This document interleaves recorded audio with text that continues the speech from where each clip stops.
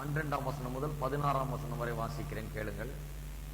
12 முதல் 14 வசனங்களை ஏற்கனவே படித்தாகிவிட்டது, இருந்தாலும் அதை சேர்த்து வாசிக்கிறேன். 12ஆம் வசனம் முதல்.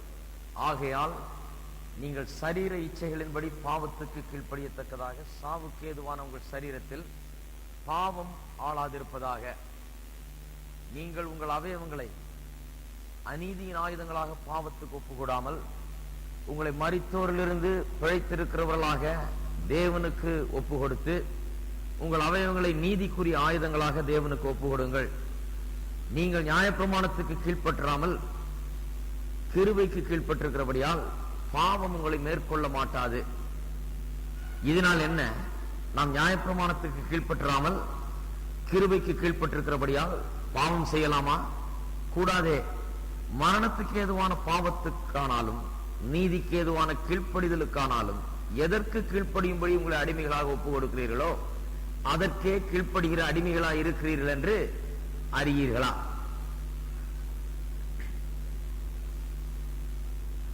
பதினைந்து 16ஆம் வசனத்தை இன்றைக்கு நாம் படிக்க போகிறோம். இதனால் என்ன? நான் நியாயப்பிரமாணத்துக்கு கீழ்ப்பற்றாமல் கிருபைக்கு கீழ்ப்பட்டிருக்கிறபடியால் பாவம் செய்யலாமா?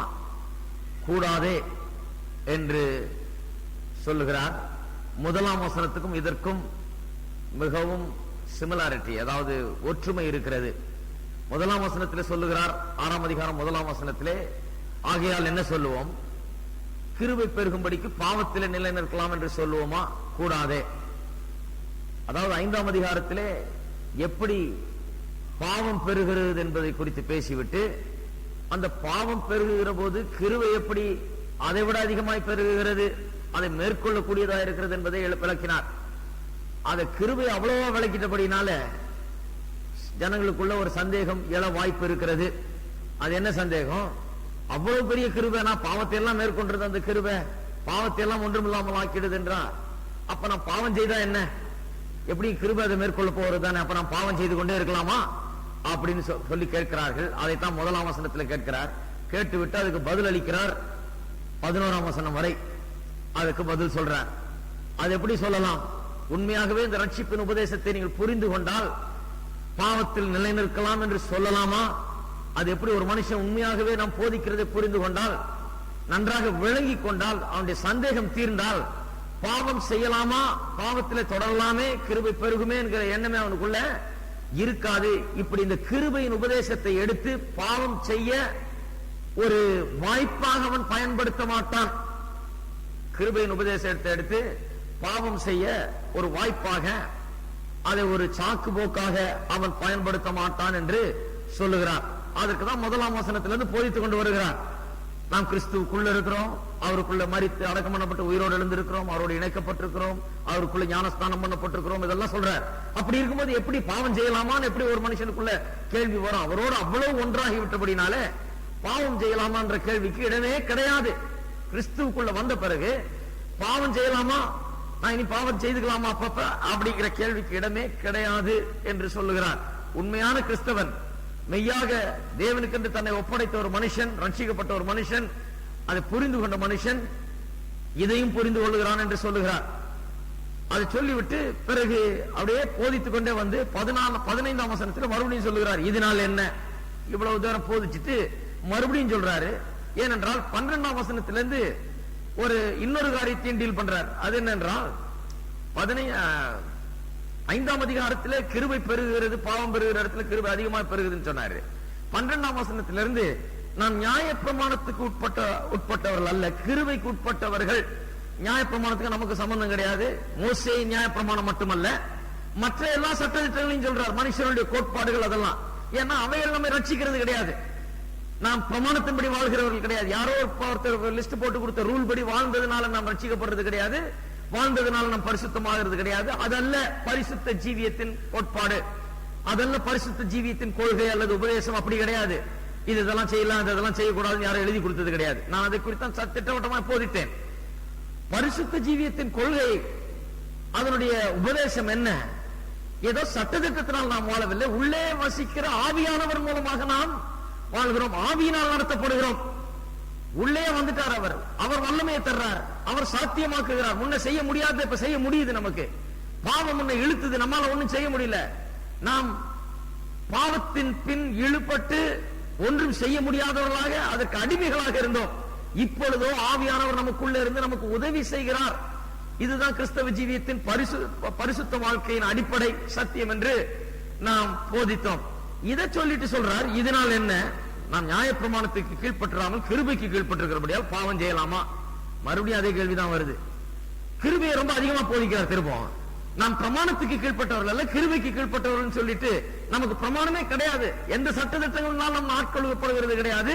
கிறிஸ்துவினால் நாம் ஆட்கொள்ளப்படுகிறோம். சட்டத்திட்டங்கள் நம்மை ஆளுகிறது கிடையாது என்று சொல்லிட்டபடினால சிலர் என்ன சொல்றாங்க, சட்டத்திட்டமே நமக்கு கிடையாதுன்னா மோசே நியாய பிரமாணம் கிடையாது, 10 கற்பனை கிடையாது, பிறகு எந்த விதமான நியாய நீதியும் கிடையாது, எந்த சட்டமும் என்கிட்ட பேசக்கூடாது, நான் இஷ்டப்படி எனக்கு இஷ்டப்படி நான் இஷ்டப்பட்டபடி நான் செய்து கொள்வேன் என்கிற ஒரு கொள்கை அவர்கள் பிடித்துக் கொள்கிறார்கள். அவர் சொல்றாரு, நியாயப்பிரமாணத்துக்கு உட்பட்டவர்கள் அல்ல என்கிறதுனால நீங்கள் இஷ்டப்படி செய்யலாம் என்று நினைக்கிறீர்களா? அப்படி பாவம் செய்யலாமா? கூடாதே என்று சொல்லுகிறார்.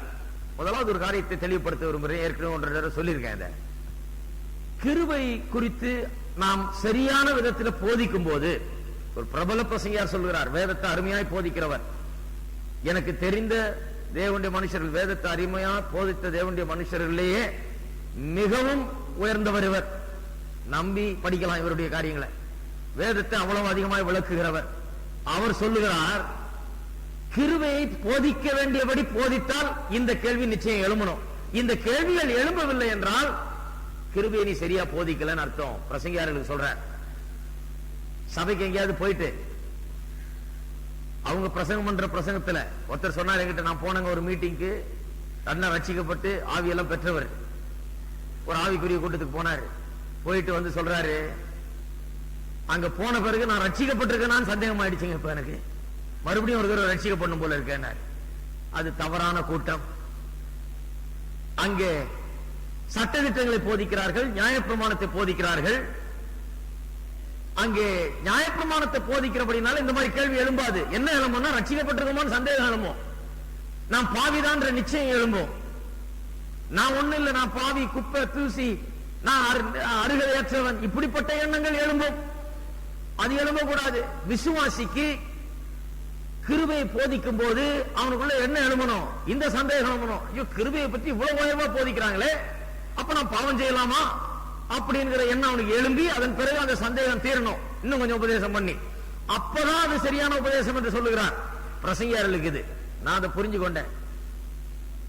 நான் அதை புரிந்து கொண்டு இங்க வந்து கிருபையை பற்றி போதிச்சு 6ஆம் அதிகாரத்துல கிருபையை பற்றி போதிச்சு முடிச்சு இப்படி இறங்குற ஒருத்தர் வந்து கேட்கிறார், ஒரு வாலிபர், இது மாதிரி நான் கேட்டதே இல்லைங்க, நீங்க சொல்றத பார்த்தா பாவம் பெருகிறதுல கிருபை பெருகுதுன்னா அப்ப நம்ம என்ன வேணா செய்யலாம் போல இருக்கு, பாவம் செய்யலாம் போல இருக்கு, ஏன்னா கிருபை தானே பெருக போகுது, நம்ம பாவம் அதிகமா செய்யறதுனால அப்படின்னாரு. நான் சொன்ன, ரொம்ப நல்ல இடத்துக்கு வந்திருக்கிறீங்க, கரெக்டான கேள்வி கேட்டீங்க, இப்பதான் எனக்கு ரொம்ப திருப்தியா இருக்குது, இப்பதான் பிரசங்கம் பண்ணது போல இருக்குது, எனக்கு கிருபையை சரியா போதிச்சிருக்கிறேன், அதனாலதான் அந்த சந்தேகம் வந்திருக்குது, இன்னும் மிச்சம் வரவங்களும் வாங்க, இந்த சந்தேகம் போயிடும். இருக்கீங்களா? நல்ல சந்தேகம் அது. ஏன்னா கிருபை அவ்வளவு உயர்வானது. அதை போதிக்கும் போது இந்த சந்தேகம் நிச்சயம் வந்துதான் ஆகணும். நான் பாவம் செய்யலாமா, நான் இஷ்டப்படி வாழ்ந்துக்கலாமான்னு. அதன் பிறகு போதிக்கிற காரியங்கள்னால அந்த சந்தேகம் தீரணும். அதுதான் சரியான உபதேசம். நான் சொல்லல, இது பெரிய மிகவும் உயர்ந்த ஒரு போதகர் அவர் சொல்லுகிறார். ஆக இப்பொழுது இந்த வசனங்களை நாம் கவனிப்போம்.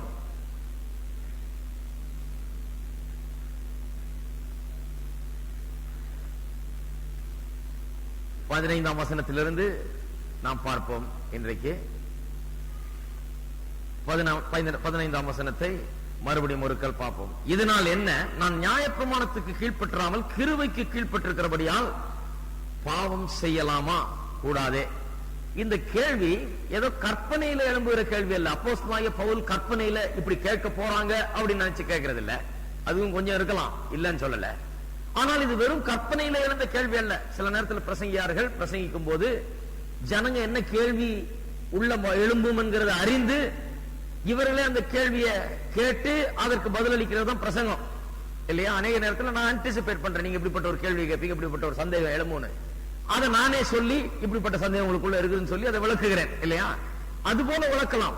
சில நேரத்தில் பவுல் அதை செய்கிறார், அது கொஞ்சம் இருக்கலாம். இதுல இருந்தாலும் இது அப்படி இப்படி கேட்பார்களே நீ கேட்ட கேள்வி அல்ல, இது கேட்டுக் கொண்டிருக்கிறார்கள். பவுலப்போஸ்தலனுடைய உலகத்திலே கேட்கப்பட்ட ஒரு கேள்வி.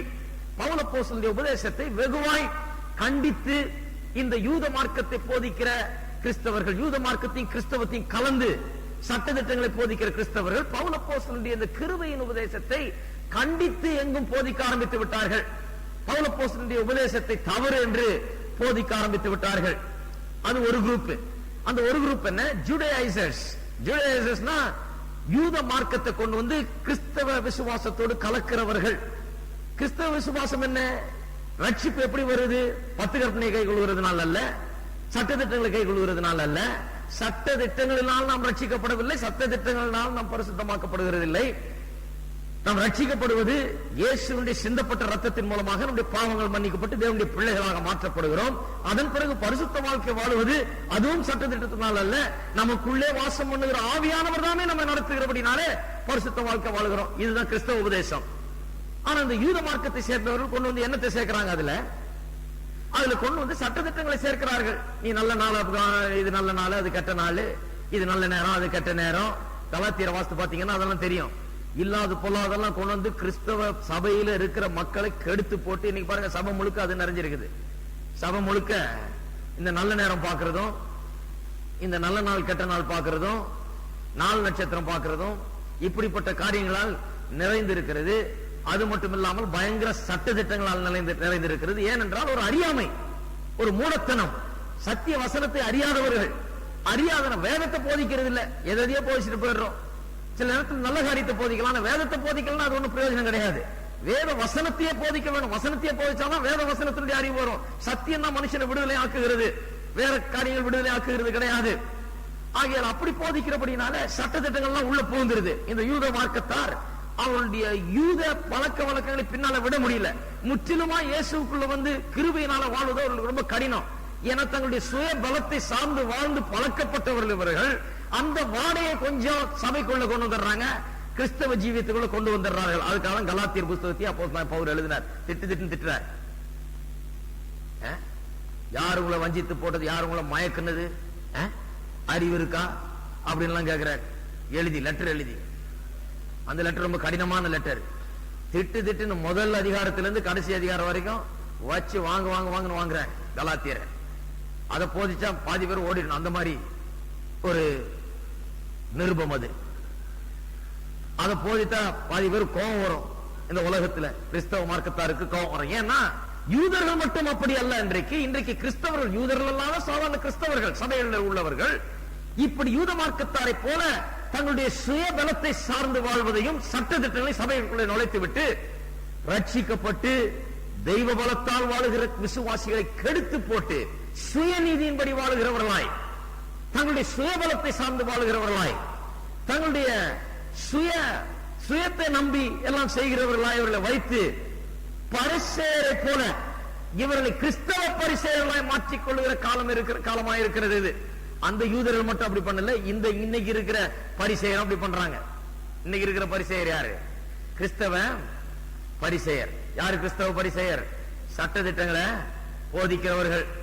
அவர்கள் எப்படி அவர்கள் உடையில, அவருடைய நடையில, அவருடைய உபதேசங்கள் எல்லாத்தையும் அவர்கள் காலனா நீளமா போட்டுக்குவாங்க, பெரிய ஜபம் பண்ணுவாங்க, அலங்காரமான காரியங்கள்லாம் பண்ணுவாங்க, உபதேசங்கள்லாம் ரொம்ப அலங்காரமா இருக்கும், பரிசுத்தம் பரிசுத்தம் பேசுவாங்க. ஆனா பரிசேயர் என்று வேதம் சொல்லுகிறது. அவர்கள் பேசுகிற பரிசுத்தத்துக்கும் வேத வசனத்தில் சொல்லப்பட்டிருக்கிற பரிசுத்தத்துக்கும் கொஞ்சம் கூட சம்பந்தமே கிடையாது. இந்த பரிசுத்த வாழ்க்கைக்கும் அதுக்கு சம்பந்தமே கிடையாது. அவர்கள் சொல்ற பரிசுத்தம் வேற. இதை விட்டா அதை விட்டா, அதை பண்ண இதை பண்ண, நான் இதை செய்தேன் அதை செய்தேன், இதுதான் அவருடைய பரிசுத்தம். இதை செய்யக்கூடாது, அதை செய்யணும், இதுதான் அவருடைய பரிசுத்தம். அதுதான் இல்லைன்றார். அதுல இருந்து நாம் விடுவிக்கப்பட்டிருக்கிறோம் என்று சொல்லுகிறார். அப்படி சொன்ன உடனே அந்த கேள்வி எழும்புகிறது, அப்ப நாம் எது வேணா செய்யலாமா? ஆக ஒரு பக்கத்துல இந்த யூத மார்க்கத்தாரை போல கிறிஸ்தவ பரிசேயர் இன்றைக்கு சபைக்குள்ள புகுந்து சபைகளை கெடுக்கிறார்கள். இன்னொரு பக்கத்துல பார்க்க போனால் கொஞ்சம் லூசான ஆட்கள். அவர்கள் என்னன்னா இந்த கிருபையின் உபதேசத்தை சரியா புரிந்து கொள்ளாமல், நான் கிருபையில் இருக்கிறேன், என்ன வேணா பண்ணிக்குவேன், நான் என்ன வேணா பண்ணிக்குவேன் அப்படின்றது அவங்களுடைய எண்ணம். என்ன வேணா பண்ணிக்குவேன்னா எந்த விதமான நியாய நீதி அவர்கள்ட்ட கிடையாது, எந்த இதுக்கு கட்டுப்படுறது கிடையாது. நான் கிருபையில் இருக்கிறேன், சாம் சொல்லுகிற கிருபையை போதிச்சார், நான் அதை கேட்டவன், ஆகையால எங்கிட்ட யாரும் சட்டம் பேசாத, எங்கிட்ட யாரும் அதை சொல்லாத இதை சொல்லாத, நான் இஷ்டப்படி தலைவரிக்க நான் வாழுவேன் ஆடுவேன், நான் என்ன வேணா போனோம் எப்படி வேணா வாழுவேன் அப்படிங்கிற ஒரு லூசான எண்ணம் உள்ள இன்னொரு எக்ஸ்ட்ரீம், இன்னொரு மிதவாதிகள், இன்னொரு விதமான மிதவாத போக்கு அவர்களிடத்தில் இருக்கிறது. இது ரெண்டுமே தவறு. வேதவசனத்தின் சத்தியம் இது ரெண்டையுமே சப்போர்ட் பண்ணல. சட்டத்திட்டங்களை போதிச்சு சபையை கெடுத்து பரிசையை கும்பலாக்குறத வேதம் ஆதரிக்கல. அதே நேரத்தில் நான் எப்படி வேணா வாழ்வேன், நான் எல்லா பாவம் செய்வேன், அதுக்கெல்லாம் கிருபை எல்லாத்தையும் மூடிடுதாக்கும், கிருபை எல்லாத்தையும் ஓகே பண்ணிடுதாக்கும், கிருபையின் கீழே இருக்கிறதுனால இதெல்லாம் பிரச்சனையே இல்லையாக்கும், நான் என்ன வேணா பண்ணிக்குவேங்கிறதும் சரி கிடையாது. அதைத்தான் போன வாரம் போதித்தேன். நாம் சட்டத்திட்டங்கள் படி வாழல, எதனால வாழுகிறோம்? தேவனுடைய சுவாபம் நமக்குள்ள இருக்கிறது, தேவனே நமக்குள்ள இருக்கிறார், அன்பினால் நாம் ஆட்கொள்ளப்பட்டிருக்கிறோம். நாம் என்ன வேணா செய்யலாமா? வேதம் சொல்லுது என்ன வேணா செய்யலாம். ஹலோ, போன வாரம் சொன்னேன் இல்லையா? என்ன வேணா செய்யலாம். ஐயோ, சிலர் பாயில் அடிச்சுக்குவாங்க. இன்னைக்கு என்ன வேணா செய்யலாம் சொல்றாரியா? கேட்டீங்களா? இது இப்படியா சொல்றது? என்ன வேணா செய்யலாம்னா ஜனங்க என்ன வேணா செய்வாங்களே? கிடையாதுங்க. என்ன வேணா செய்யலாம்னா வேதத்துல என்ன சொல்லி இருக்குது? அன்பினாலே ஏவப்பட்டு, தெய்வீக அன்பினாலே ஏவப்பட்டு என்ன வேணா செய்யலாம். அன்பினால ஏவப்படாத விதத்துல எதையுமே செய்யக்கூடாது, அது பாவம்.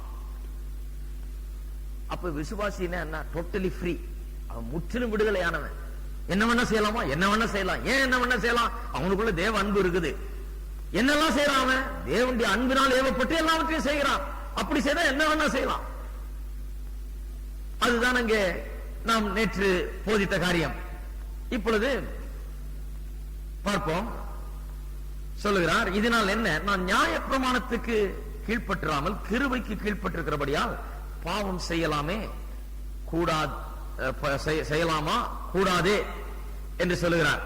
இங்க பாவம் என்று சொல்லுகிற வார்த்தையை நாம் சரியான அர்த்தத்தை இங்கே சொல்லி ஆக வேண்டும். ஏனென்றால் இங்க பெரிய குழப்பம்லாம் வருது. சிலர் நினைத்துக் கொண்டிருக்கிறார்கள் இங்க பாவம் என்று சொன்னால் என்னைக்கோ ஒரு நாள் ஒரு மனுஷன் தெரிஞ்சோ தெரியாமலோ தவறி ஒரு வேளை பாவம் செய்கிறதை தான் இங்கே சொல்லுகிறது என்று நினைத்துக் கொண்டிருக்கிறார்கள்.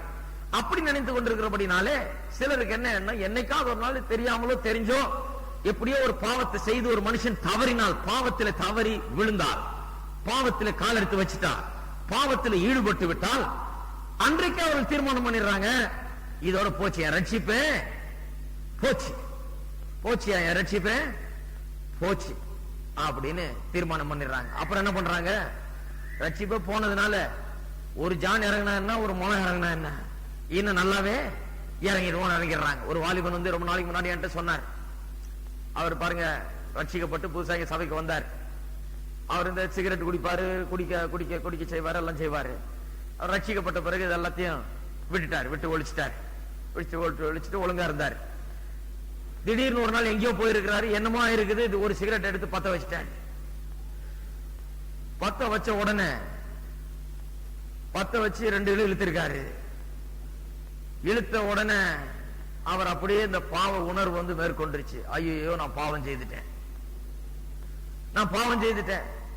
2 இழுத்தான்னா 20 இழுத்தான்னா அப்படின்னு சொல்லி அங்க உட்கார்ந்து முழு பேக்கெட்டையும் அடிச்சு தள்ளிட்டு அடுத்த நாள்ல இருந்து ஃபுல்லா இழுக்க ஆரம்பிச்சிட்டாரு. அடுத்த நாள் ஜபம் கிடையாது, வேத வாசிப்பு கிடையாது, கோயில் கிடையாது, ஒண்ணும் கிடையாது. ஏன்னா இறங்கிட்டோமே, சகதி பட்டுச்சு காலில், கொஞ்சம் பட்டான்னா அதுக்கு தலையில மாதிரி அடிச்சுக்க முடியாது. காலில் பட்டுச்சுன்னா காலை போய் கழுவிக்க வேண்டியதுதான். அதுதான் உபதேசம். வேத வசனத்தின் காலில் பட்டுச்சுன்னா காலை போய் என்ன பண்ணணும்? கழுவணும். நாம் இயேசுக்குள்ளே மூழ்கடிக்கப்பட்டவர்கள், இயேசுவோடு ஞானஸ்தானம் பெற்றவர்கள், அவருக்குள்ளாக இருக்கிறவர்கள், அவருக்குள்ள தோய்த்தெடுக்கப்பட்டவர்கள். இந்த உலக வாழ்க்கையில சில நேரத்தில் கரை படியுது, காலில் கரை, வெளியே வீட்டுல குளிக்கிறோம், நல்லா குளிச்சுட்டு கிளம்புறோம், வெளியே போனா அங்க கண்ட அசிங்கமும் இருக்கு.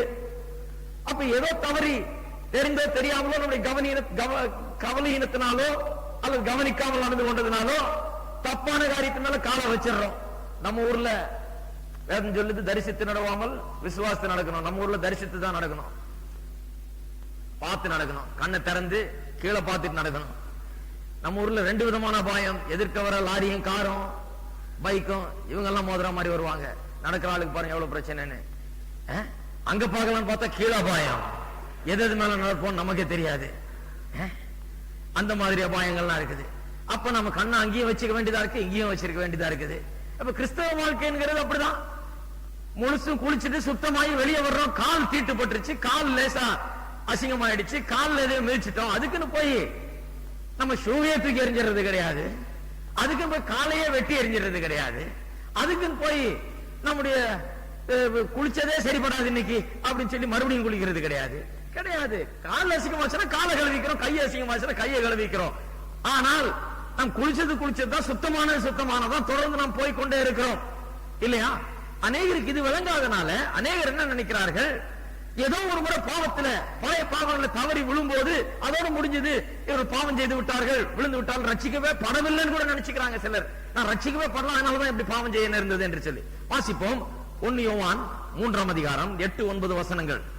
பாவம் செய்கிறவன் 1 யோவான் 3:8-9 பாவம் செய்கிறவன் பிசாசினால் உண்டாயிருக்கிறான். இந்த வசனம் எல்லாம் பெரிய குழப்படி உண்டாகுச்சு அந்த காலத்துல எங்களுக்கு. பாவம் செய்கிறவன் பிசாசினால் உண்டானவனாயிருக்கிறான்.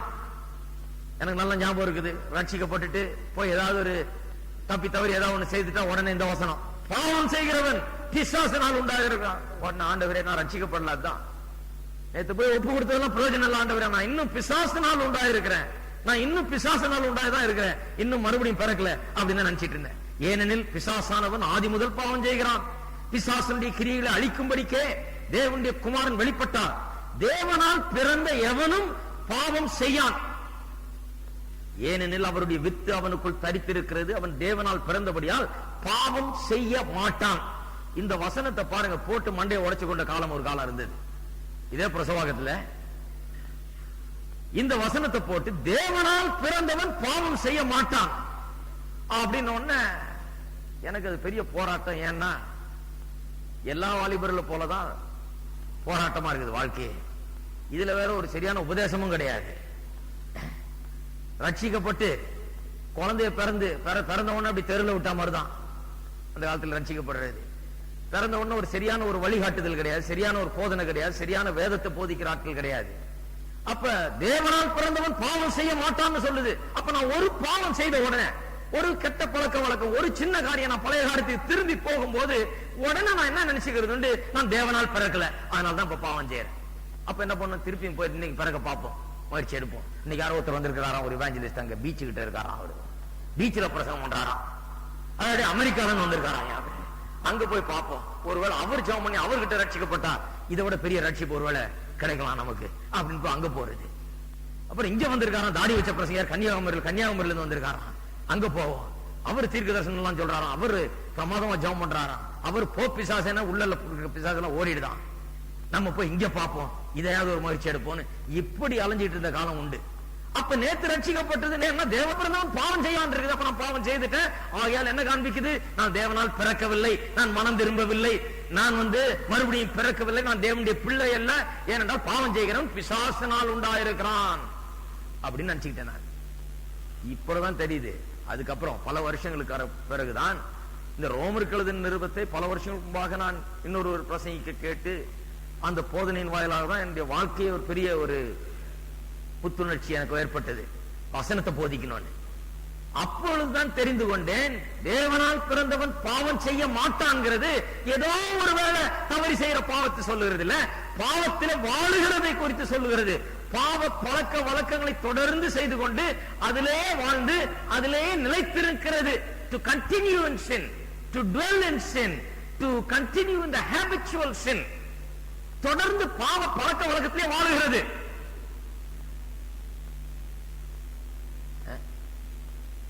ஒருவன் வேசித்தனம் செய்கிறான் என்று வைத்துக் கொள்வோம், ரட்சிக்கப்படுகிறான் அல்லது ரட்சிக்கப்பட்டேன் என்று சொல்லுகிறான் வச்சுக்கோ, ஆனாலும் இன்னும் அதிலே தான் வாழ்ந்து கொண்டிருக்கிறான், தொடர்ந்து அப்படிதான் வாழ்றான், டெய்லி அதான் அவனுடைய வாழ்க்கை.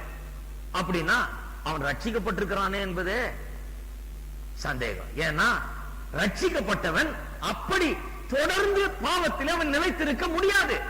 என்றைக்காவது ஒரு நாள் பாவம் செய்ய முடியுமா, முடியாதா? எல்லாம் உண்மையை பேசுங்க. இங்க இந்த பொய்யெல்லாம் பேசக்கூடாது. இந்த கோயில்ல, அது வேற கோயில்ல பேசிக்கலாம். அது என்றைக்காவது ஒரு நாள் பாவம் செய்ய முடியுமா? அது நேருமா, நடக்குமா? நடக்கிறது சில நேரத்தில். இங்கதான் பெரிய மிஸ்டேக் பாருங்க. நாங்க நினைச்சுக்கிறோம் என்னைக்காவது ஒரு நாள் பாவம் செய்தாலே பிசாசினால் உண்டான நான் மறுபடியும் பிறக்கவே இல்லை, நான் தேவனால் உண்டானவனே கிடையாது, எனக்கு மறுபிறப்பே கிடையாது, பாருங்க ரட்சிப்பே இல்லாதான் பிரச்சனை நினைச்சிட்டு இருந்தோம் என்னைக்காவது ஒரு நாள் செய்த பாவத்தை. ஆகையால தொடர்ந்தே பாவம் செய்திருவானே, எப்படியும் பிசாசின் பிள்ளை தானே நம்ம, ஆகையால தொடர்ந்தே பிசாசின் பிள்ளையா இருந்துருவோன்ற ஒரு யோசனை. இப்பதான் தெரிய வருகிறது, தேவனால் பிறந்தவன் பாவம் செய்ய மாட்டான் என்று பாவத்தை குறித்து இங்க சொல்லும் போது என்றைக்கோ ஒரு நாள் தவறி செய்கிற பாவத்தை அல்ல, அதை இங்க அர்த்தமா சொல்லி இருந்தா, அந்த அர்த்தத்துல சொல்லி இருந்தா கொஞ்சம் யோசித்து பாருங்க. தேவனால் பிறந்தவன் என்றைக்கோ ஒரு நாள் கூட பாவம் செய்ய மாட்டான் அப்படின்னு சொல்லியிருந்தா ஒரு விசுவாசி கூட இந்த உலகத்திலே இன்னைக்கு இருக்க முடியாது. ஹலோ, எல்லாம் அமைதல் ஆயிட்டீங்க. மறுபடியும் சொல்றேன், காதுல விழனா இந்த தடவையா வாங்கிக்கங்க. தேவனால் பிறந்தவன் பாவம் செய்ய மாட்டான் என்று சொல்லுகிற போது என்றைக்குமே ஒரு நாள் கூட தப்பி தவறி கூட ஒரு தப்பு செய்யாதவன் அப்படின்னு சொன்னால் அப்படிப்பட்ட ஒரு ஆள் இந்த உலகத்திலேயே கிடையாது. ஒருவன் கூட விசுவாசியா இருக்க முடியாது. ரொம்ப குவாய்ட்டா இருக்கிறீங்க. உங்களை கொஞ்சம் சௌகரியப்படுத்துறதுக்கு இன்னொன்னு சொல்றேன். அப்படிப்பட்ட ஒரு விசுவாசி உலகத்தில் இருக்க மாட்டான்றது மட்டுமில்ல, அப்படிப்பட்ட ஒரு பிரசங்கியாரும் உலகத்தில் இருக்க மாட்டான். பாத்தீங்களா, இப்ப கொஞ்சம் லூஸ் ஆயிட்டீங்க எல்லாரும். இப்ப ரொம்ப சந்தோஷம் எல்லாருக்கும். அப்படி கிடையாது. தேவனால் பிறந்தவரும் பாவம் செய்ய மாட்டான். பாவம் செய்ய மாட்டான்னா ஏதோ ஒரு நாள் பாவம் செய்த உடனே நீங்க தேவனால் பிறந்தவர்கள் அல்ல என்று எண்ணிவிடக் கூடாது. நீங்கள் தேவனால் பிறந்தவர்கள் தான். அதனால்தான் பாவம் செய்யும் போது உங்களுடைய உள்ளத்தை ஆழமாக அந்த பாவம் பாதிக்கிறது. ஒரு குற்ற உணர்வு ஏற்பட்டு உங்களுக்குள்ள சொல்லணும்னா வேதனை உண்டாகிறது. ஏனென்றால் என்றைக்கும் ஒரு நாள் தப்பு செய்யும் போது ஆவியானவர் உள்ள இருந்து நமக்கு உணர்த்துகிறார். நம்ம உடனே என்ன பண்றோம், பாவத்தை அறிக்கை செய்து அதை விட்டு விடுகிறோம். அவர் தம்முடைய ரத்தத்தால் நம்மை கழுவி சுத்திகரித்து மறுபடியும் நம்மை முற்றிலும் பூர்ணராய் நிறுத்துகிறார். இல்லைங்களா? அதுதான் செய்ய சொல்லு. 1 யோவான் 1:9 யாருக்கு? நீங்கள் பாவம் செய்தால், யாருக்கு? பாவிக்கு அழுகிறார். பாவம் செய்தான், அவன் பாவம் தானே செய்துக்கிட்டே இருக்கிறான். நீங்க பாவம் செய்தா அப்ப விசுவாசிக்கு தான் அழுகிறாரு. அவிசுவாசியை பார்த்து நீங்க பாவம் செய்தாலும் யாரும் சொல்ல மாட்டாங்க, பாவத்திலே தான் இருக்கிறான். ஓ பாவியன்னு தான் சொல்லணும் அவன். நீ பாவம் செய்தால்னா அது எப்படிங்க? நான் பாவத்திலே தான் வாழ்ந்துகிட்டு இருக்கிறேன், அதிலே தான் உருண்டுகிட்டு இருக்கிறேன், அதிலே தான் பறந்துகிட்டு இருக்கிறேன், 24 மணி நேரம் அதுலதான் வாழ்ந்துட்டு இருக்கிறேன். விசுவாசி அப்படி கிடையாது. ஆகியால் சொல்ற, நீங்கள் பாவம் செய்தால், நீங்கள் பாவம் செய்தால் நீங்க ஒருவேளை என்றைக்காவது ஒரு நாள் எப்பவாவது அப்படி நேரிடுமானால் என்ன செய்ய வேண்டும் என்று சொல்லி தருகிறார். வாசிப்போம். 1 யோவான் 1:9. நம்முடைய பாவங்களை நாம் அறிக்கையிட்டால், நம்முடைய பாவங்களை நாம் அறிக்கையிட்டால், பாருங்க தன்னையும் சேர்த்துக்கிறாரு, எல்லா விசுவாசிகளையும் சேர்த்துக்கிறாரு. இது விசுவாசிகளுக்கு எழுதின கடிதம். நம்முடைய பாவங்களை, எல்லாரும் சொல்லுங்க, நம்முடைய பாவங்களை நாம் அறிக்கையிட்டால்.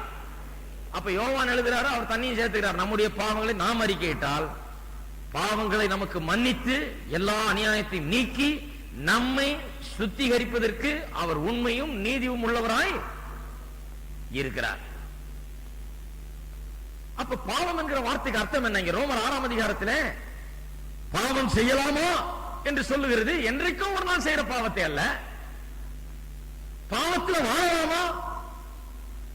நான் நியாயப்பிரமாணத்துக்கு உட்பட்டவன் அல்ல, கிருபைக்கு உட்பட்டிருக்கிறபடினால தொடர்ந்து நான் பாவத்திலே வாழ்ந்து கொண்டிருக்கலாமா?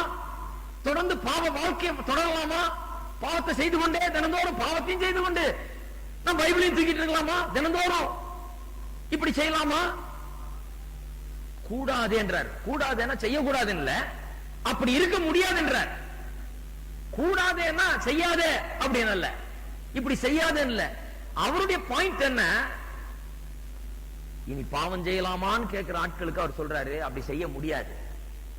ஏன்னா தேவனால் பிறந்தவன் பாவம் செய்ய மாட்டான். எந்த அர்த்தத்தில் பாவம் செய்ய மாட்டான்? பாவத்தில் தொடர்ந்து வாழ மாட்டான். அவனுடைய தினசரி வாழ்க்கை பாவத்தில் இருக்காது, பாவ வாழ்க்கையாக இருக்காது. என்னைக்கோ ஒரு நாள் அவன் பாவம் செய்யலாம், ஆனால் அவன் தன்னை சரிப்படுத்திக் கொள்வான். ஆனால் அவன் பாவத்தில் வாழ மாட்டான். கூடாது, அப்படி வாழ முடியாது என்றார். It is an impossibility, it cannot happen. அது நடக்காது, அது நடக்க முடியாது என்றார். தேவனால் பிறந்தவனா இருந்தா அவன் பாவம் செய்ய மாட்டான். அந்த அர்த்தத்தில் தான் இங்க சொல்ல, பாவம் செய்யலாமா? கூடாதே. கூடாதுன்னா it's impossible, it cannot be, it cannot be, அது நடக்காது என்று சொல்லுகிறார். அநேகர் பாருங்க, விசுவாசிகள் சரியான உபதேசம் தெரியாதனால என்னைக்கோ ஒரு நாள் பாவம் செய்யும் போது 1 யோவான் 3:9 வாசித்துட்டு பாவம் செய்கிறோம், பிசாசினால் உண்டா இருக்கிறான், தேவனால் பிறந்தவரும் பாவம் செய்ய மாட்டான்னு சொல்றதுனால நான் தேவனால் பிறக்கல, என் மறுபிறப்பு கிடையாது, அது கேன்சல் ஆயிடுச்சாக்கும் போயிடுச்சாக்கும், நான் அவ்வளவுதான் ஆக்கும் அப்படின்னு நினைச்சுக்கிட்டு மறுபடியும் முற்றிலும்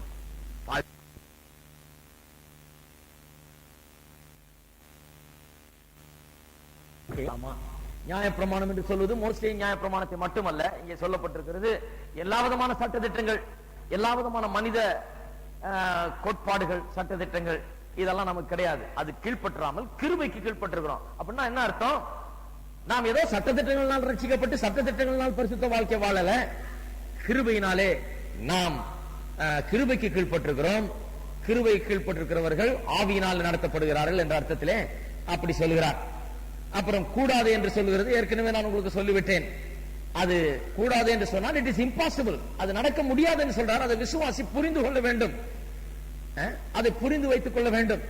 இதுக்கு பதில் சொல்லும் போது கூடாதுன்னு சொல்லிட்டு இட்ஸ் இம்பாசிபிள், அது நடக்காது. ஒரு உண்மையா ரட்சிக்கப்பட்டிருந்தால் அவன் தொடர்ந்து பாவத்தில் வாழ மாட்டான், பாவத்திலேயே தொடர்ந்து கண்டினியூ பண்ண மாட்டான் என்று சொல்லிவிட்டு 16ஆம் வசனத்திலே விளக்கத்தை கொடுக்கிறார். என்ன சொல்லுகிறார்?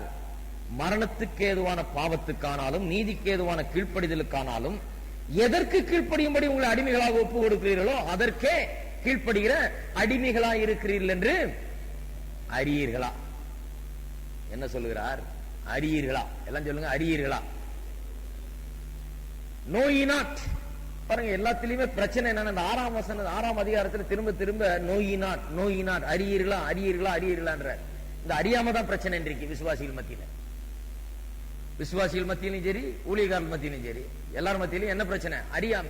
அறியீர்களா அறியீர் எத்தனை முறை சொல்றாரு பாருங்க. அப்போஸ்தலனாகிய பவுல் ஜெனரலா தன்னுடைய உபதேசத்துல எல்லாத்திலுமே அப்படிதான் சொல்றாரு. அறியீர்களா அறியீர்களா அறியீர்களா, நீ கிறிஸ்துவின் சரீரமா இருக்கிறீர்கள் அறியீர்களா, நீ தேவனுடைய ஆலயமா இருக்கிறீர்கள் அறியீர்களா, நீ கிறிஸ்துவோடு அடக்கம் பண்ணப்பட்டு கிறிஸ்துவோடு மரித்து அடக்கம் பண்ணப்பட்டு உயிர் தெழுந்து அறியீர்களா, நீங்கள் அவரோடு இணைக்கப்பட்டிருக்கிறீர்கள் அறியீர்களா, அவர்களோடு ஞானஸ்நானம் பண்ணப்பட்டிருக்கிறீர்கள் அறியீர்களா, மறுபடியும் மறுபடியும் மறுபடியும் அறியீர்களா அறியீர்களா அறியீர்களான்றார். நாம் அறிகிறது தான் நம்முடைய வாழ்க்கையை பாதிக்கிறது. மொத்தத்துல நாம் என்ன அறிந்து வைத்திருக்கிறோம்? பாவம் செய்யலாமா என்று கேட்கிற ஆட்களுக்கு சொல்லுகிறார். அல்லது கிருபையை ரொம்ப போதிச்சுட்டு சட்டதிட்டங்கள் எல்லாம் கொடுக்கலன்னா ஜனங்க என்ன வேணா செய்ய ஆரம்பிச்சிருவாங்க, ரொம்ப ஜாக்கிரதையா இருக்கணும். என்னெல்லாம் சொல்லுவாங்க சட்டத்திட்ட ஆளுங்க, என்கிட்டயே சொல்லி இருக்கிறாங்க. இந்த மாதிரிலாம் ரொம்ப லைட்டா ரொம்ப அவங்களை அப்படியே என்கரேஜ் பண்ணி நீ இதாக்கும் அதாக்கும் தேவனுடைய பிள்ளையாகும் சொல்லிட்டு அவன் என்ன வேணா செய்வான். போட்டு சம்மட்டியில் அடிக்கிற மாதிரி அடிக்கணும். ஞாயிற்றுக்கிழமை வச்சு வாங்குன்னு வாங்கி அனுப்பணும். அப்பதான் அவன் சரிப்படுவான். விசுவாசினா என்ன? வீட்டுல அப்படிதான் குடும்பத்தையும் நடத்துறாங்க போல இருக்கு. ஆபீஸ்ல இருந்தவங்க சட்டையெல்லாம் கழட்டி வச்சுட்டு பெல்ட்டை உருவி பசங்க எல்லாம் லைன் நிக்க வச்சு வாங்குன்னு வாங்கி பசங்க தான் என்ன பின்ன அடிச்சாதான் அவனுக்கு தெரியும் அப்படிங்கிற ஒரு எண்ணம் போல இருக்கு. ஒன்னும் போதிக்கிறது இல்ல. நான் கண்டுபிடிச்சது என்ன, போதிச்சா அடிக்கிறது ரொம்ப கம்மியாயிடும். சரியான காரியங்களை பிள்ளைகளுக்கு போதிச்சா அடிக்க வேண்டிய அவசியம் வராது. பின்னாடி வந்தாலும் ரொம்ப ரேரா தான் வரும். போதிக்க தவறுகிறதுனால என்ன பண்றோம், தப்பு செய்யும் போது ஒரு நம்ம கோபம் வருது. வந்த கோபத்துல கையில என்ன கிடைக்குதோ போட்டு எடுத்து அடிக்கிறது.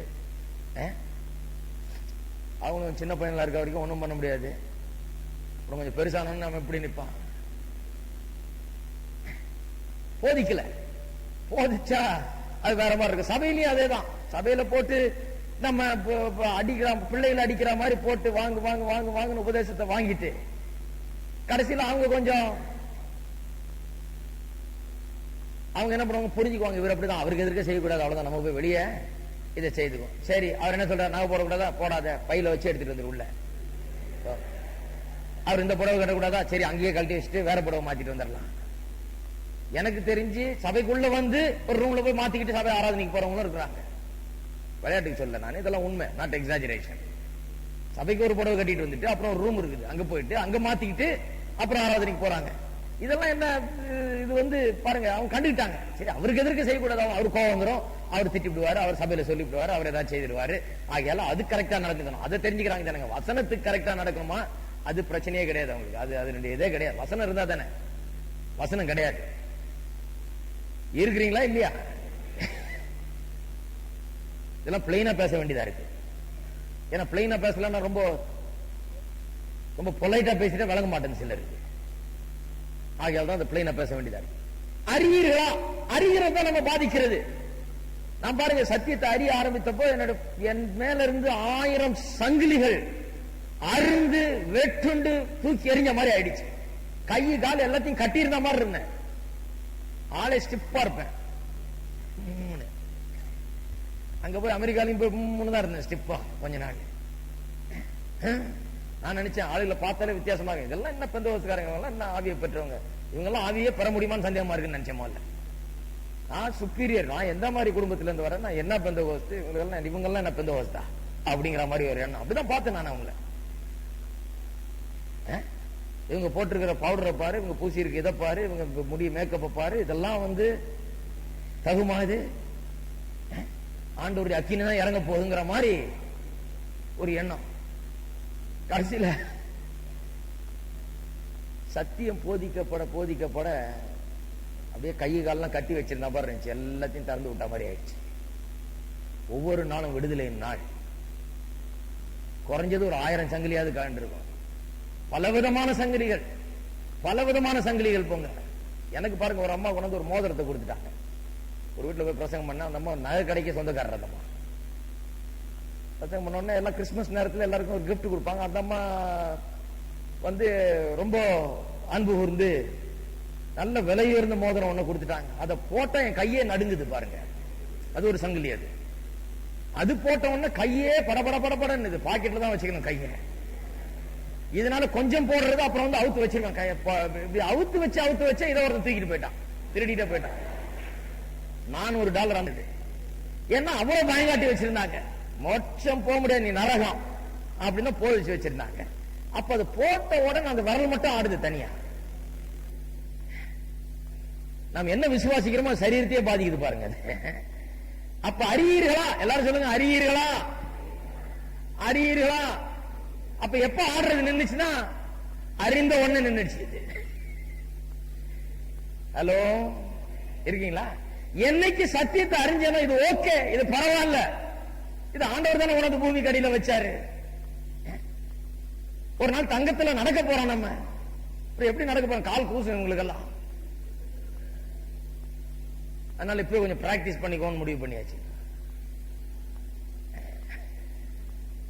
இருக்கீங்களா? அறியீர்களா? அறிந்த உடனே பாருங்க நின்னுடுச்சு. அறிந்த உடனே அந்த படபடப்பு போயிடுச்சு. சத்தியத்தை அறிஞ்ச உடனே விடுதலை ஆயிடுச்சு. அது பலவீனமான மனசாட்சி. மனசாட்சி சரியா போதிக்கப்படவில்லை. மனசாட்சி சரியா சத்தியம் விளங்காத மனசாட்சி. சத்தியம் விளங்காத பலவீன மனசாட்சி வேதத்தில் சொல்றது. அது என்ன பலவீன மனசாட்சி? என்ன? நல்லது செய்யும் போது தப்பு செய்யறோமோன்னு ஒரு பயம், தப்பு செய்யும் போது நல்லது தான் செய்யறோம்னு ஒரு அசட்டு தைரியம். அதுதான் பலவீன மனசாட்சி.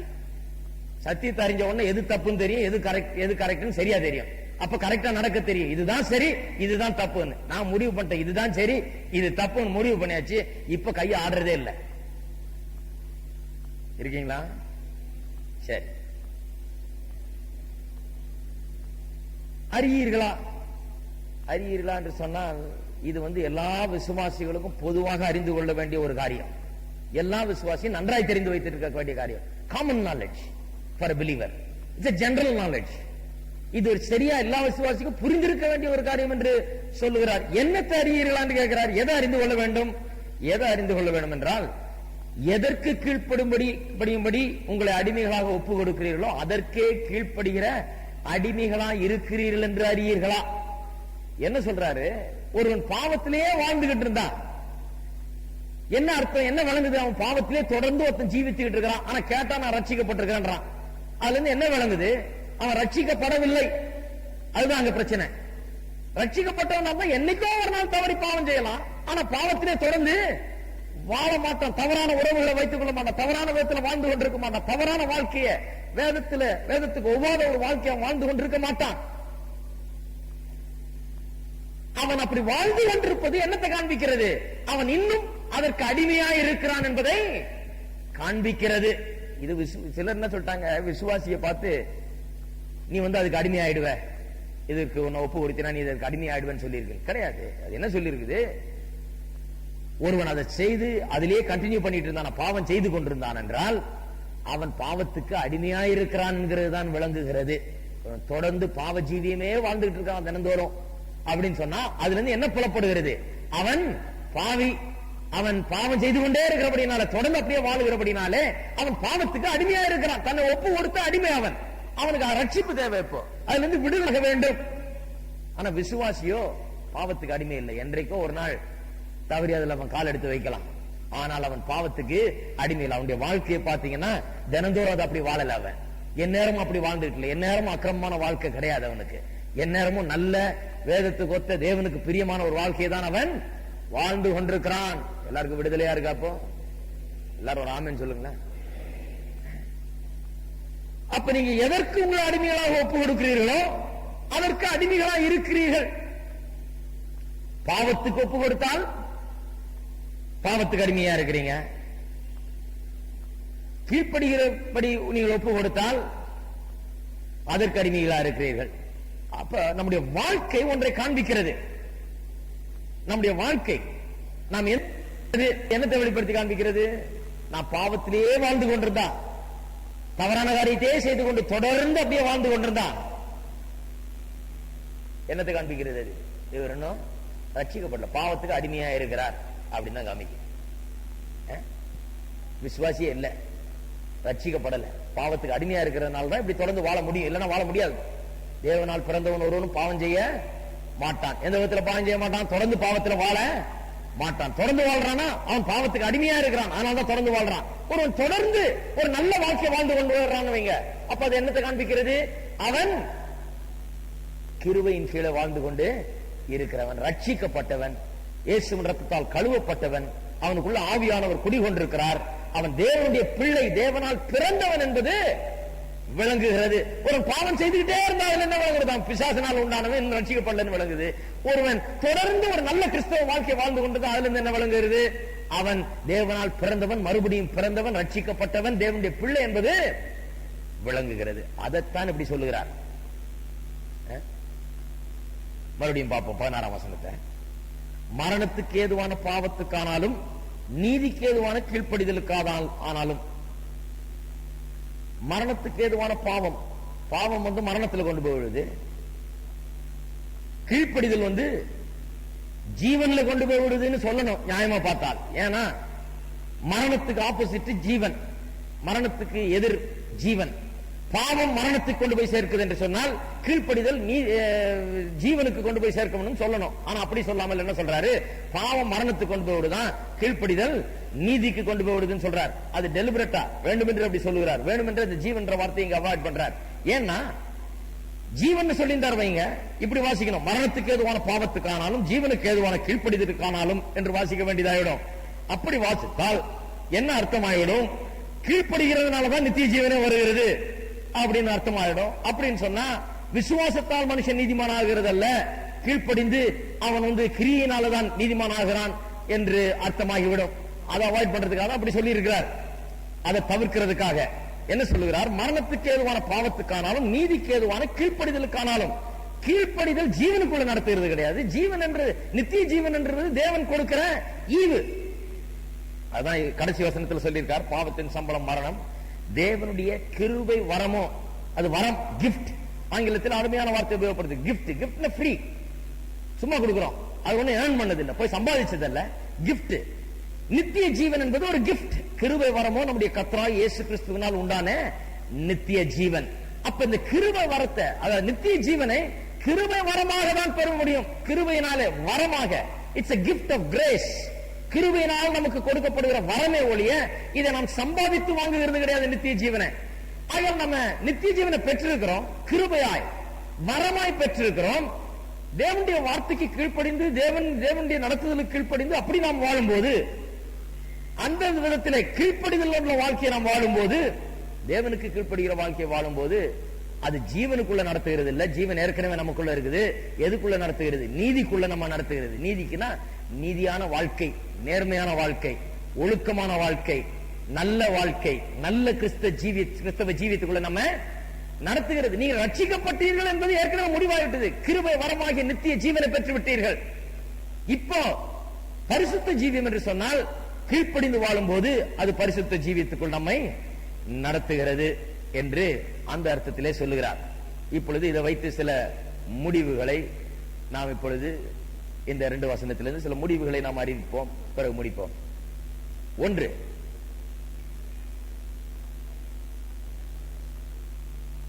நம்மை எந்த வல்லமைக்கு அடிமைகளாக ஒப்பு கொடுக்கிறோமோ அந்த வல்லமைக்கு நாம் அடிமைகளாக இருக்கிறோம். பாருங்க, பாவிகளுடைய பிரச்சனை என்ன? பாவிகளுடைய பிரச்சனை என்னன்னு சொன்னா, அவன் அடிமையா இருக்கிறான். இந்த வார்த்தை ரொம்ப முக்கியம். இங்கிலீஷ் பைபிள் ஒருவேளை பார்த்துட்டு இருந்தீங்கன்னா, கிங் ஜேம்ஸ் வெர்ஷன் யாராவது கொஞ்சம் அரைகுறை தமிழ் தெரிஞ்சவங்க, தமிழ் ஆராதனைக்கு வந்துட்டு இங்கிலீஷ் பைபிள் வச்சுட்டு இருந்தீங்கன்னா ஏமாந்துடாதீங்க. கிங் ஜேம்ஸ் வெர்ஷன்ல சர்வன்ட் என்கிற வார்த்தை வருது, தவறு. தமிழ்ல கரெக்டா வந்திருக்கு அடிமை என்று. சர்வன்ட் கிடையாது. சில ரீசன்ட் டிரான்ஸ்லேஷன்ல ஸ்லேவ்னே வந்திருக்குது இங்கிலீஷ்ல. அந்த சர்வன்ட் என்ற டிரான்ஸ்லேஷன் வச்சு ஏமாந்துடாதீங்க. சர்வன்ட் கிடையாது. சர்வன்ட்னா வேலைக்காரன். வேலைக்கார சர்வன்ட்னா இப்ப வேலைக்காரங்க வந்து சம்பளம் பேசுறாங்க. நான் ஜன்னல துடைக்க மாட்டேன், பாத்திரம் கழுவ மாட்டேன், நான் பெருக்க மாட்டேன். எல்லாம் அவங்க டிவி ஆன் பண்ணி ஆகணும் 5 மணில இருந்து 6 மணி வரைக்கும் இதெல்லாம் பேசுறாங்க. இப்போ எல்லாம் கரெக்டா பேசிட்டு தான் வேலைக்கு வர்றாங்க. நீ ஆன் பண்ணல சொல்லி நான் பக்கத்து வீட்டுக்கு போய் வேலை செய்துக்கிறேன்றாங்க. அவங்க அடிமை கிடையாது. அவங்க செய்யற வேலைக்கு ஒரு சம்பளத்தை தருகிறோம். அவங்க நம்மகிட்ட ரேட்டை பேசி சம்பளத்தை பேசி, நான் இந்த வேலை செய்வேன், இவ்வளவுதான் செய்வேன், இதுக்கு மேல செய்ய மாட்டேன், இத்தனை மணிக்கு தான் வருவேன், இதுக்கு மேல வர மாட்டேன், இதுக்கு மேல என்ன வேலை வாங்க முடியாதுன்னு சொல்றாங்க. நம்ம ஒத்துக்கொள்வதும் செய்யறாங்க. அது வேற. அடிமை என்று சொன்னால் எந்த விதமான ஒரு சாய்ஸும் கிடையாது. அடிமைக்கு உரிமையே கிடையாது. அடிமைனா விலை கொடுத்து வாங்கப்பட்ட ஒரு நிலை. சொந்தமாயிடுறோம், எஜமானுக்கு சொந்தமானவர்கள் ஆயிடுறோம். அவன் நினைச்சு கொன்னாலும் கொன்னதுதான், வாழ விட்டாலும் வாழ விட்டதான், நல்லா நடத்தினான், இல்ல மோசமா நடத்தணும், அவ்வளவுதான். எந்த விதமான உரிமைகளும் கிடையாது அடிமைக்கு. அப்ப பாவத்தில் வாழ்கிற பாவிக்கு என்ன பிரச்சனை? அவன் பாவத்துக்கு சேவை செய்து கொண்டுள்ள வேலைக்காரனாக பாவத்துக்கு அடிமையா இருக்கிறான் என்பதுதான் சத்தியம். பாவத்துக்கு அடிமையா இருக்கிறான்னா அவனால வேற ஒண்ணும் செய்ய முடியாது. மாட்டிக்கிட்டான், சிக்கிட்டு இருக்கிறான். பாவம் அவனை வலை போட்டு பிடிச்சு போட்டு வச்சிருக்குது. அடிமைத்தனம் ஒரு பயங்கரமான அரக்கனுடைய ஆட்சிக்கு கீழாக அவன் இருக்கிறான். பிசாசனுடைய வல்லமை, பாவம் என்கிற அந்த பிசாசின் வல்லமைக்கு கீழாக சிக்கி கொண்டிருக்கிறான்.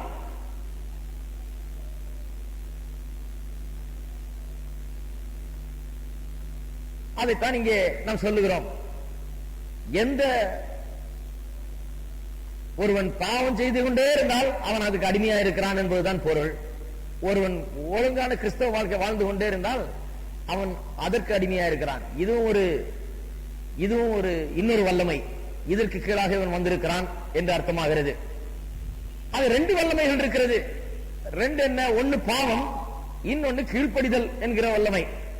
இந்த பாவம் என்கிற வல்லமை மரணத்துக்கு ஏதுவாக நம்மை நடத்துகிறது. கீழ்ப்படிதல் என்கிற வல்லமை, அதை நாம் அந்த வல்லமைக்குள்ளாக நம்மை ஒப்பு கொடுக்கும் போது அது நம்மை நீதிக்குள்ளாக நடத்துகிறது. 5ஆம் அதிகாரம் 21ஆம் வசனத்தை வாசிப்போம். 5:21, 5:12 முதல்ல வாசிப்போம். இந்த 12, 5:12 பாவத்தின் வல்லமையை காண்பிக்கிறது. ஒரே மனுஷனாலே பாவமும் பாவத்தினாலே மரணமும் உலகத்தில் பிரவேசித்தது போலவும், பிரவேசித்தது மட்டுமல்ல, இங்க பாருங்க, எல்லா மனுஷரும் பாவம் செய்தபடியால் மரணம் எல்லாருக்குள்ளும் வந்தது போலவும் இதுவும் ஆயிற்று. மரணம் எல்லாருக்குள்ளும் வந்தது போலவும். அதன் பிறகு சொல்லுகிறது மரணம் ஆண்டு கொண்டது என்று 14ஆம் வசனத்தில் சொல்லுகிறது. அப்ப பாவம் ஆண்டு கொள்ளுகிறது, மரணத்தின் மூலமா ஆண்டு கொள்ளுகிறது. 21ஆம் வசனம், ஆதலால் பாவம் மரணத்துக்கு ஏதுவாக ஆண்டு கொண்டது போல, இங்க பாருங்க மறுபடியும் சொல்லியிருக்கு, மரணத்துக்கு ஏதுவாக ஆண்டு கொண்டது போல கிருபையானது நம்முடைய கர்த்தராகிய இயேசு கிறிஸ்துவின் மூலமாய் நீதியினாலே நித்திய ஜீவனுக்கு ஏதுவாக ஆண்டு கொண்டது. எந்த ஆளுகைக்கு கீழா இருக்கிறோம்? பாவம் என்கிறது ஒரு அரக்கனுடைய ஆளுகை. கழுத்தை பிடிச்சி கையை கட்டி கொண்டு போய் சிறை பிடித்து வைக்கிற மாதிரி அந்த பாவத்தின் கீழே வாழ்கிற ஜீவியம். ஒரு தொடர்ந்து பாவம் செய்துட்டு இருக்கான்னா அதுக்கு அதுல இருந்து இன்னும் விடுதலை ஆகலன்னு அர்த்தம், ரட்சிக்கப்படலன்னு அர்த்தம். தொடர்ந்து அப்படியே ஜீவித்துக் கொண்டிருக்கிறானா. ஆனா ரட்சிக்கப்பட்ட விசுவாசி புதிய ஒரு ஆளுகை கீழா வந்திருக்கிறான். இது அரக்கனுடைய ஆட்சி கிடையாது, இது சுயாதீன பிரமாணம் என்கிற அந்த பிரமாணத்துக்கு கீழே அவன் வந்திருக்கிறான். விடுதலையின் வாழ்க்கை கீழாக வந்திருக்கிறான். இங்கே நீதியினாலே நித்திய ஜீவனுக்கு no middle position. இதுக்கு ரெண்டுத்துக்கு நடுவுல ஒரு இடம் கிடையாது. there is no middle position. ஒன்னு மனுஷன் பாவத்தினால் ஆட்கொள்ளப்பட்டிருக்கிறான், இன்னொன்று அவன் நீதியினால் ஆட்கொள்ளப்பட்டிருக்கிறான். எதில் ஆட்கொள்ளப்பட்டிருக்கிறோம் நாம் முடிவு பண்ணணும்.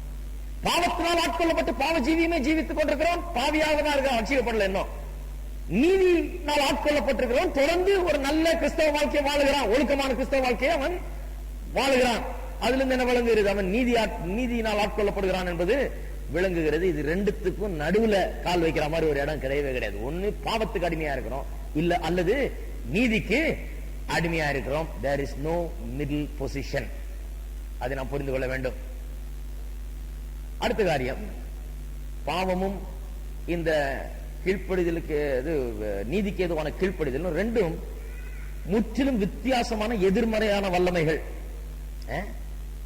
ஒன்று மரணத்துக்கு எதுவாக நடத்துகிறது, இன்னொன்று நீதிக்கு எதுவாக நடத்துகிறது. ஒன்று தேவனிடத்தில் நடத்துகிறது, இன்னொன்று நரகத்துக்கு நடத்துகிறது. ஒன்று கேவலமான வாழ்க்கையை வாழ வைக்கிறது, இன்னொன்று பரிசுத்தமான வாழ்க்கையை வாழ வைக்கிறது. ஒன்று மரணத்தை கொண்டு வருகிறது, இன்னொன்று நீதியை பிறப்பிக்கிறது. இப்படி ரெண்டு வித்தியாசமான திசைகளில் போகக்கூடிய காரியங்கள். அதைத்தான் அப்போஸ்தலனாகிய பவுல் சொல்ற, ரெண்டு வித்தியாசம். ரட்சிக்கப்பட்ட பிறகு, விசுவாசியான பிறகு கிருபையின் போதனையை தவறா புரிந்து கொண்டு, நான் இனி பாவம் செய்யலாமா, கிருபை பெருகட்டுமே, கிருபை கீழே தானே இருக்கிறேன், நான் சட்டத்திட்டத்துக்கு கீழே இல்ல, பிரமாணத்துக்கு கீழே இல்ல, அப்ப நான் எப்படி வேணா செய்துக்கலாமா, என்ன வேணா செய்துக்கலாமா, அந்த கேள்விக்கு இடமே கிடையாதுன்றார். ஏன் இடம் கிடையாது? ரட்சிக்கப்பட்டிருந்தால் நீ நீதியினால் ஆட்கொள்ளப்படுகிற நீதியை தான் செய்வாய், வேற வாய்ப்பே கிடையாது அப்படிங்கிறார். இது ரெண்டு எதிர்மறையான வல்லமைகள். ஒன்னு வேற டைரக்ஷன் போகுது, இது இன்னொரு டைரக்ஷன் போகுது. ஒன்னு நீதிக்கு நேரா போகுது, இன்னொன்னு மரணத்துக்கு நேரா போகிறது என்று சொல்கிறார். அது மட்டும் இல்லாமல் நான்காவது காரியம் ஒண்ணு, இதனுடைய முடிவுகள். நான்காவது முடிவு என்னன்னா, it is impossible to be slave to both the masters. இந்த மரணம், இந்த பாவம் என்கிற ஒரு எஜமானுக்கும் நீதி என்கிற இன்னொரு எஜமானுக்கும், ரெண்டு எஜமானுக்கும் ஒரே நேரத்தில் வேலை செய்யறது முடியாது என்பது வேத வசனத்தில் திட்டவட்டமாய் போதிக்கப்படுகிறது. மத்தேயு 5:6 அதிகாரத்தை திருப்புவோம். மத்தேயு 6 அதிகாரம் 24 வசனம். மத்தேயு 6:24. இரண்டு எஜமான்களுக்கு ஊழியம் செய்ய ஒருவனாலும் கூடாது. ஒருவனை பகைத்து மற்றவனை சிநேகிப்பான், அல்லது ஒருவனை பற்றி கொண்டு மற்றவனை அசட்டை பண்ணுவான். தேவனுக்கும் உலக பொருளுக்கும் ஊழியம் செய்ய உங்களால் கூடாது. இது ஒரு பிரின்சிபல். இது வேற ஒரு காரியத்தை பற்றி பேசினாலும், ரெண்டு எஜமான்களுக்கு ஒருவன் ஊழியம் செய்ய முடியாது என்பது எல்லா விதத்திலையும் பொருந்தும். எல்லா விதத்திலையும் பொருந்தும். ஆகியால் தான் நிறைய இடத்துல ஒரு வேலையில சேர்ந்தா இன்னொரு இடத்துல வேலை செய்யக்கூடாதுன்னு. ஏன்னா ஏதாவது ஒரு இடத்துல தான் சரியா செய்வான், இன்னொரு இடத்துல சரியா செய்ய மாட்டான். ஆகியால் தான் அப்படி சொல்றாங்க. இது எல்லா விதத்திலையும் எல்லா ரீதியிலும் வாழ்க்கையில பொருந்தக்கூடிய ஒரு காரியம். ரெண்டு எஜமான்களுக்கு ஊழியம் செய்ய முடியாது, சரியா ஊழியம் செய்ய முடியாது. ஒரு எஜமானுக்கு தான் சரியான விதத்தில் ஊழியம் செய்ய முடியும். இட் இஸ் இம்பாசிபிள், முடியாது.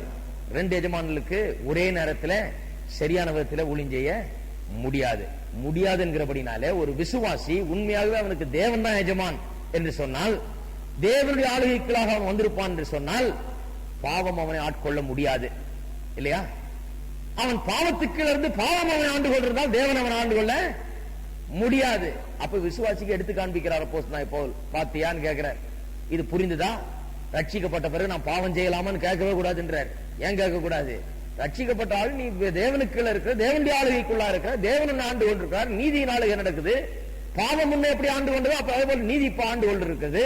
பாவத்துக்கு இங்க இடம் இல்ல, பாவம் செய்யலாம் கேட்கலாமா? அது கூடாது, முடியாது, இம்பாசிபிள் என்று சொல்லுகிறார். கடைசியில நாம் என்ன சொல்லுகிறோம் என்பதை பொறுத்தல்ல, நாம் என்ன செய்கிறோம் என்பதன் மூலமாக நாம் யாருடைய ஆளுகைக்காக நாம் வாழுகிறோம் என்பதை வெளிப்படுத்துகிறோம். என்ன சொல்லுகிறோம் என்கிறதுனால அல்ல, நாம் எப்படி வாழ்கிறோம் என்பதன் மூலமாக நாம் ஒன்றை பிரதிபலிக்கிறோம். ஒரு காரியத்தை அறிவித்துக் கொண்டிருக்கிறோம். நம்முடைய வாழ்க்கையின் மூலமாக என்னத்தை அறிவித்துக் கொண்டிருக்கிறோம்? யார் என்னை ஆண்டு கொண்டிருக்கிறது என்பதை அறிவித்துக் கொண்டிருக்கிறோம். செவ்வாய்க்கிழமையில சரீரத்தை பற்றி பேசுறேன். வயிறு உள்ள பெருசு இருந்தா யார் ஆண்டு கொள்றது? அந்த ஆடும் கோழியும் தான் ஆண்டுகிட்டு இருக்குது. டால்டாவும் நெய்யும் தான் ஆண்டுகிட்டு இருக்குது. வயிறு கரெக்டா இருந்தா யார் ஆள்றது? நீங்க தான் ராஜா. அதை கட்டி ஆள்றீங்க கரெக்டா இல்லையா? எல்லா விதத்திலும் இதுவும் பொருந்தும். அதான் கவனிக்கணும். வாழ்க்கையில வயிற்று அப்படி தள்ளிட்டு போகும்போது என்ன சொல்றோம்?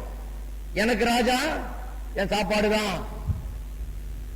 அது தினந்தோறும் என்ன ஆட்கொள்கிறது, தினந்தோறும் என்ன ஆட்டி படைக்குது. நான் தினந்தோறும் அதனுடைய ஆளுகைக்குள்ள வாழ்றேன். என்னால முடியாது, சாப்பிடாம முடியாது, எப்படி பண்ணாம முடியாது. அதை போட்டு என் வயிற்றை நிரப்பி என் சரீரத்தை பாதிக்க வரைக்கும் நான் அதை விட மாட்டேன். என்னால முடியாது, நான் உதவியற்று இருக்கிறேன் அப்படின்னு அறிவித்துக் கொண்டிருக்கிறார்கள். அது ஃபுல் காஸ்பல் இல்ல. அது பூர்ண சுவிசேஷம் இல்ல, அது பூர்ணம் இல்லாத சுவிசேஷம் அது இல்லையா? அதே போலதான் இதுவும். நாம் எப்படி வாழ்றோம் வாழ்க்கையில, அந்த வாழ்க்கை ஒரு காரியத்தை அறிவிக்கிறது. என்ன அறிவிக்கிறது? நாம் யார் என்பதை அறிவிக்கிறது. நான் தேவனுடைய பிள்ளையா இல்ல பிசாசுடைய பிள்ளையா? இது தினந்தோறும் அறிவித்துக் கொண்டிருக்கிறது. எது அறிவித்துக்கிறது? உங்களுடைய வாழ்க்கை. தினந்தோறும் பாவத்திலே தான் நான் வாழ்வேன் அப்படின்னா அப்புறம் நீங்க சொல்லவே வேண்டியதில்லை, நான் ரட்சிக்கப்பட்டிருக்கிறேன் என்ன சொல்லவே வேண்டியதில்லை. ரட்சிக்கப்பட்டேன்னு சொல்லிட்டு தினந்தோறும் குடிச்சு விட்டு காலையில இருந்து சாயந்தரம் வரைக்கும் குடிச்சு குடிச்சு வெறிய மாதிரி ரோட்லயே சுத்திட்டு இருந்தா, ஆமா நானும் ரட்சிக்கப்பட்டிருக்கிறேங்க அப்படின்னா திட்டவட்டமா வழங்குது. இல்ல இல்ல பிசாசனுடைய பிள்ளைன்றது திட்டவட்டம், அதை பற்றி சந்தேகமே கிடையாது. இல்ல இல்ல ரட்சிக்கப்பட்டிருக்கலாம் இல்லையா? கிடையாது. ரட்சிக்கப்பட்டிருந்தா இப்படி வாழ மாட்டான். ரட்சிக்கப்பட்டிருந்தா தினந்தோறும் இப்படி இருக்க மாட்டான். ரட்சிக்கப்பட்டிருந்தா இப்படிப்பட்ட ஒரு வாழ்க்கையை தனக்காக அமைத்துக் கொள்ள மாட்டான் யாருமே. ரட்சிக்கப்பட்டவன் அது இருக்காது.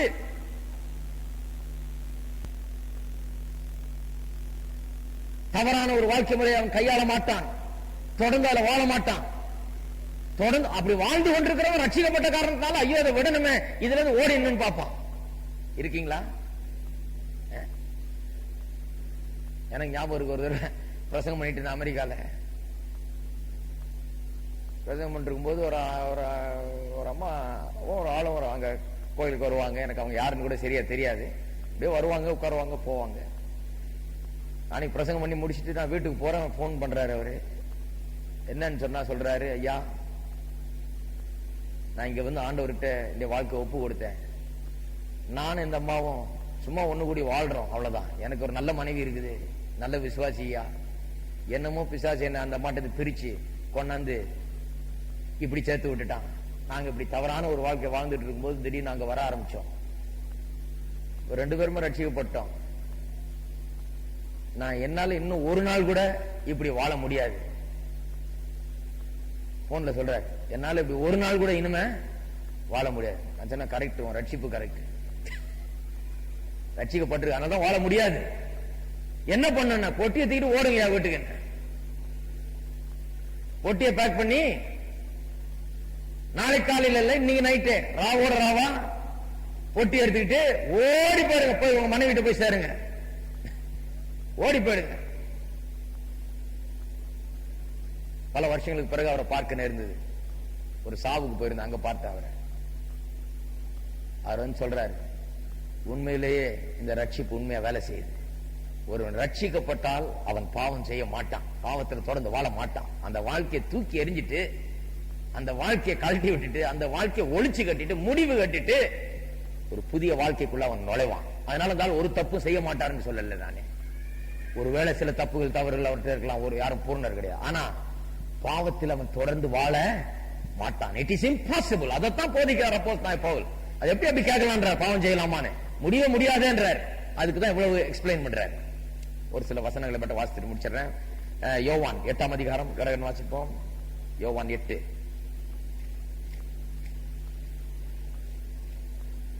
30 32 வரை. இவைகளை அவர் சொல்லுகையில் அநேகர் அவரிடத்தில் விசுவாசம் வைத்தார்கள். இயேசு தம்மை விசுவாசித்த யூதர்களை நோக்கி, நீங்கள் என் உபதேசத்தில் நிலைத்திருந்தால் மெய்யாகவே என் சீஷர்களாக இருப்பீர்கள், சத்தியத்தையும் அறிவீர்கள், சத்தியம் உங்களை விடுதலையாக்கும் என்றார். அவர்கள் அதற்கு பிரதித்திரமாக, நாங்கள் ஆபிரகாமின் சந்ததியாராக இருக்கிறோம், நாங்கள் ஒரு காலம் ஒருவனுக்கும் அடிமைகளாய் இருக்கவில்லை, விடுதலை ஆவீர்கள் என்று நீர் எப்படி சொல்லுகிறீர் என்றார்கள். பாத்தீங்களா எவ்வளவு பரிசெயர்கள் இவங்க. இவங்க நாங்க எங்கே அடிமை, நாங்க ஆபிரகாமின் பிள்ளைகள், நாங்க விடுதலை தான் இருக்கிறோம், நாங்க ஒன்னும் அடிமையா இல்ல, எங்களை போய் நான் சத்தியத்தை அறிஞ்சா சத்தியம் எங்களை விடுதலையாக்குன்னு சொல்லிடுது. இயேசு சொல்றார் பிரதித்திரமாக, பாவம் செய்கிறவன் எவனும் பாவத்துக்கு அடிமையாக இருக்கிறான் என்று மெய்யாகவே உங்களுக்கு சொல்லுகிறேன். அப்படின்னா என்ன அர்த்தம்? உன் வாழ்க்கை எனக்கு காண்பிக்குது நீ யாருக்கு அடிமையா இருக்கிறேன். உன் வாழ்க்கை எனக்கு காண்பிக்குது நீ சங்கிலால் கட்டப்பட்டிருக்கிறேன். உன்னுடைய வாழ்க்கை எனக்கு காண்பிக்குது நீ கட்டப்பட்டவன், நீ விடுதலையானவன் அல்ல என்று. ஆகையால் தான் சொல்றேன், சத்தியத்தை அறிவீர்கள், சத்தியம் உங்களை விடுதலை ஆக்குன்னு. நீ நினைச்சிட்டு இருக்க நான் விடுதலை ஆனவன், நான் ஆபிரகாமின் சந்ததின்னு. உன்னுடைய பாவத்தை பார், அது என்ன காண்பிக்கிறது? இன்னும் ரட்சிக்கப்படல, இன்னும் விடுதலை ஆகல என்பதை காண்பிக்கிறது என்று சொல்லுகிறார். தொடர்ந்து பாவத்திலே ஜீவித்துக் கொண்டு இந்த நியாயம் பேசிக் கொண்டிருக்கிறார்கள் அவர்கள். பாருங்க 42ஆம் வசனம், அதே அதிகாரத்தில் 42ஆம் வசனம். இயேசு அவர்களை நோக்கி, தேவன் உங்கள் பிதாவாயிருந்தால் என்னிடத்தில் அன்பா இருப்பீர்கள். ஒரே வார்த்தையில் சொல்லிட்டார், தேவன் உங்கள் பிதாவா இருந்தா நான் வந்தோன்னா ஐயோ கைகூப்பி வரவேற்று எனக்கு மரியாதை கொடுப்பீங்க. ஏனெனில் நான் தேவனிடத்திலிருந்து வந்திருக்கிறேன், நான் சுயமாய் வரவில்லை, அவரே என்னை அனுப்பினார். 1 யோவான் 1ஆம் அதிகாரம் 1 யோவான் 1:6. நாம் அவரோடு ஐக்கியப்பட்டவர்கள் என்று சொல்லியும் இருளிலே நடக்கிறவர்களாய் இருந்தால் சத்தியத்தின்படி நடவாமல் பொய் சொல்லுகிறவர்களாய் இருப்போம். சத்தியத்தின்படி நடவாமல்